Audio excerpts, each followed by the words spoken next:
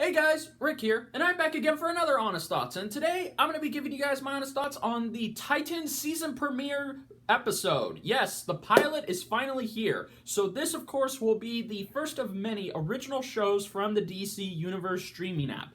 So I should bear in mind that this is going to be spoiler-free, because I understand not everyone has gotten to check this out, so I would highly recommend, if you have the chance, definitely go do that. So, of course, there are many ways to watch this episode, one of them being pirating, which I do not encourage on my channel, so please do not pirate the show. The other one being actually getting the DC Universe app, so if you live in the United States and you have some room, I would highly recommend you go get the app. It's only $8 a month, which I would highly recommend you get it $8 a month. Do not go for the full year. It's definitely not worth $70, so that's just my opinion.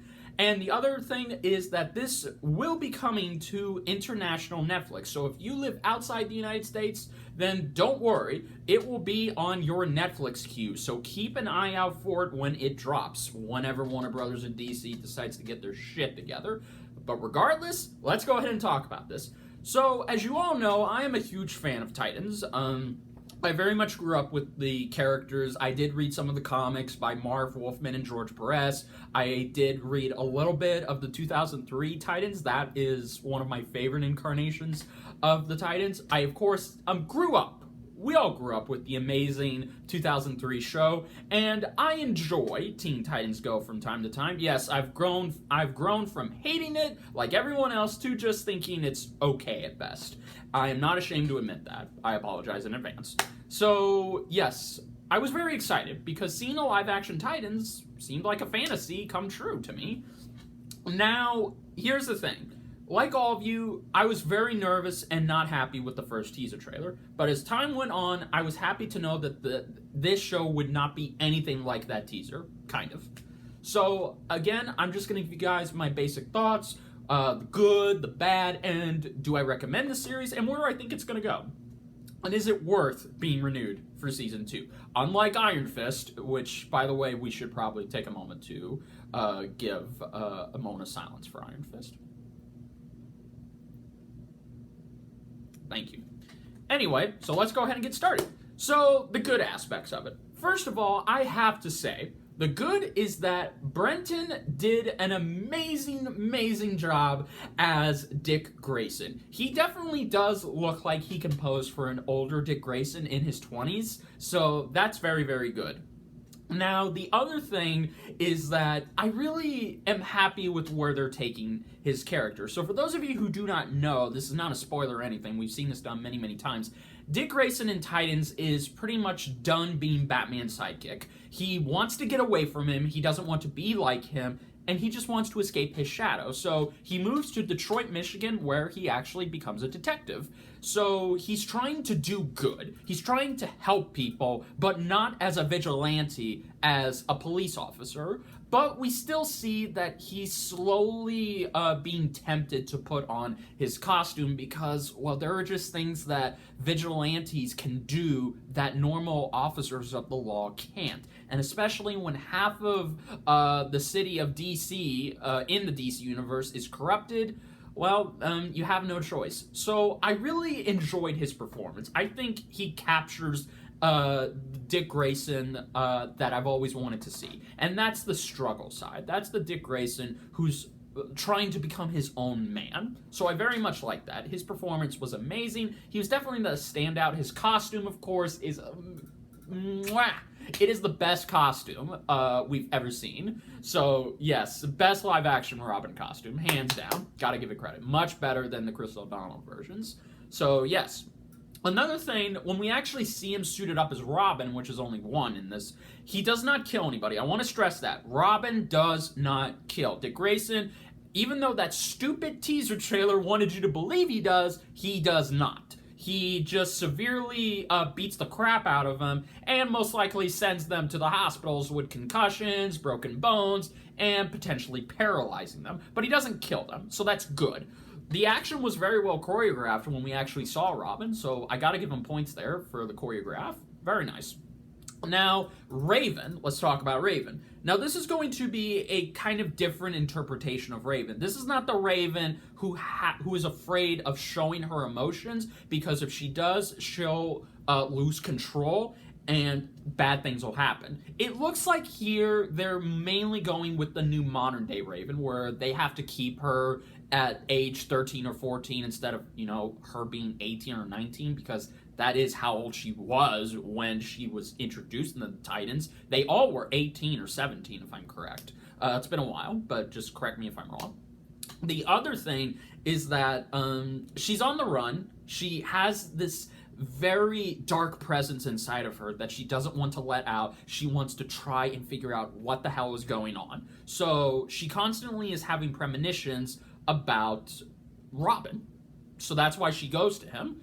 So this all being said, Tegan Croft's performance as Robin is kind of 50-50 for me. On the one hand, when she's interacting with Brenton Thwaites, she definitely has great chemistry with him. I could buy both of these two have a kinship with one another, and Dick Grayson wants to protect her. Whereas with Raven, she feels safe with him. So I buy that right off of the gate, and she must be commended for that.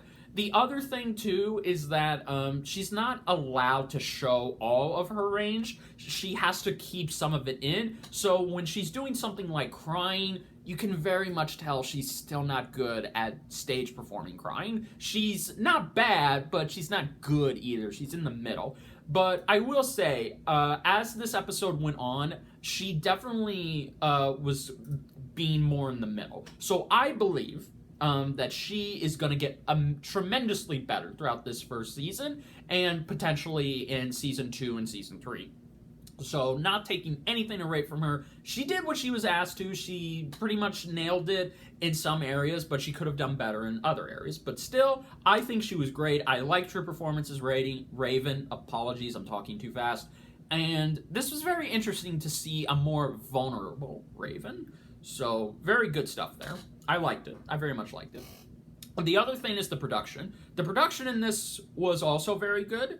Not knocking anything from the CW shows, but when you look at those shows and you compare it to this, it's a drastic night and day comparison, because the only two shows, or I should say the only one show that doesn't look like a CW show is Black Lightning. That show is able to show it's able to escape that CW-ish boundaries. So that's what I like about it. This, on the other hand, everything is more updated, because since this had a more bigger budget than all 5 of the CW shows combined, they're able to really expand the landscapes. They're able to show you how great everything looks. Even when there's CG involved, it is a little dodgy and wonky, but it's not terrible. It's not CW levels bad. So I thought the production value in this was good. The cinematography was also good. And yeah, I liked it. Just overall, the writing in some areas was also good, even though I'll get more into that later. But if I just had to sum everything up between the good aspects, Robin, Raven, the production value, and just everything in this episode, when it hooked me, it hooked me. I cannot lie about that. There were a lot of great scenes in this. Mainly my favorite being with Robin and Raven by themselves, or when they're interacting together. I thought that was very good. So props there. Now, the other thing I want to talk about is Starfire and Beast Boy, because yes, all 4 Titans are in here, but let's just say this episode is strictly about Robin and Raven, and I think this whole season is going to be more about Raven, with Robin being the secondary person to focus on. So this is their story. Starfire's story is a little more complicated. Now, if you're asking, is she still from the planet Tamara? No. Does she have the ability to fly? Does she shoot starbolts? No and no. She is suffering from amnesia, and she's just trying to figure out who she is. I'm not going to go into any more than that, but I will say this. Her story in here would have been amazing if it was in the next episode, because whenever we get to it, it's very long, and I wish that they could have cut some of that out, or they could have just maybe had no more than 10 minutes dedicated to her. But no, it felt like 15-20 minutes. So I definitely do like the actress. the actress is showing that none of that hate was deserved. She is probably going to be the standout performance in this based on what I've seen from everyone's reviews, and I can see that. So yeah, Starfire's segments weren't bad, it's just I think they would have been better elsewhere. But aside from that, the actress herself is doing great, and I can't wait to see what she brings to the table in future episodes. Beast Boy, on the other hand, just gets a little cameo. He just gets a little end segment, and it was fine. You know, I mean, Ryan Potter shows that he's definitely gonna be able to capture the Beast Boy we all know and love, and I can't wait for that. But that's just me. The other thing, too, is that the color palette in this was very muted. It did have some color, but it wasn't heavily colorized. Now, to give you guys an idea of what I'm talking about, whenever, not counting Black Lightning or Arrow, but when you see one of the CW Arrowverse shows, you know what you're watching because of how bright the colors are and how whimsical they are, especially with the Flash and Supergirl. Like, you have to have the colors be upbeat and show themselves to the audience.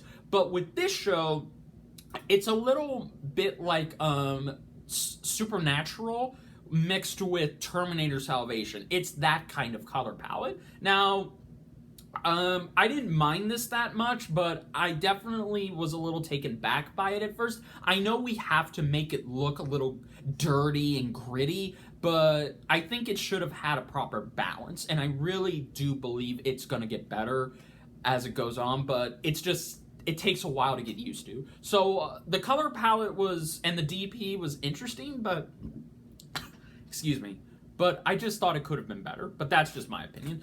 Now, the last thing, as far as nitpicks goes, is the writing and the dialogue in some areas, because I watched this with my friend 8-Bit Misfit, and both of us agreed the dialogue was a little bit wonky, and it was just confusing. Especially with Starfire segments. Like, that was where the crux of it was. Especially with one scene that involves Starfire segment. But other than that, I gotta say, this episode was pretty good. It wasn't terrible. It wasn't Inhuman level bad. Because despite what a lot of people... Again, everyone has different tastes. So if you are one of those people who thinks this is worse than Inhumans, that's your opinion, and I'm not going to discount you for that. But for those of you who are just going to take that and buy that, that is completely unnecessary, and you need to watch the episode to really give your own opinion. So it wasn't bad or terrible, but it wasn't great either. This pilot is right there in the middle. If I had to compare this, would I say this is better than Arrow Season 1 or The Flash Season 1's pilot? It's debatable, but I put it in the top 3. I wouldn't say it's better. I wouldn't even put it at number 1. Is it better than Supergirl or Legends of Tomorrow's pilot? I would say yes, confidently. But comparing it to all 12 of the DC's pilots that they've had, it's debatable. It's very debatable, to say the least. But regardless, I'm hooked on this show. It's definitely got my attention, and I can't wait to see how it improves, because I definitely think it's going to get better. So if you're a little skeptical, that's fine, but I would suggest you at least just watch the first 4 episodes and give it a chance. But that's just my opinion. So if I had to give this episode a 5 out of stars, like, which would I give it? I would give it a 3.5 out of stars. Maybe 3.5. I think it's right there in the middle. As I said, it's not great, but it's not terrible either. So I'm definitely excited to see where this goes. I can't wait to see how the show improves, what the execution will end up being like, and deciding, is this better?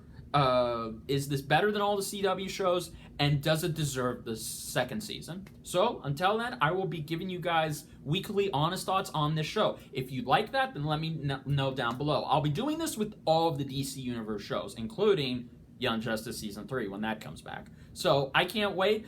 And until then, guys, if you enjoyed this honest thoughts, then please hit that like button. And if you are new to my channel, then please hit that subscribe button. I love to have you. And if you want to stay up to date with all of my videos and more the minute they drop, hit that little notification bell. So until then, guys, this is Rick saying thank you for watching, and I'll see you for the next one.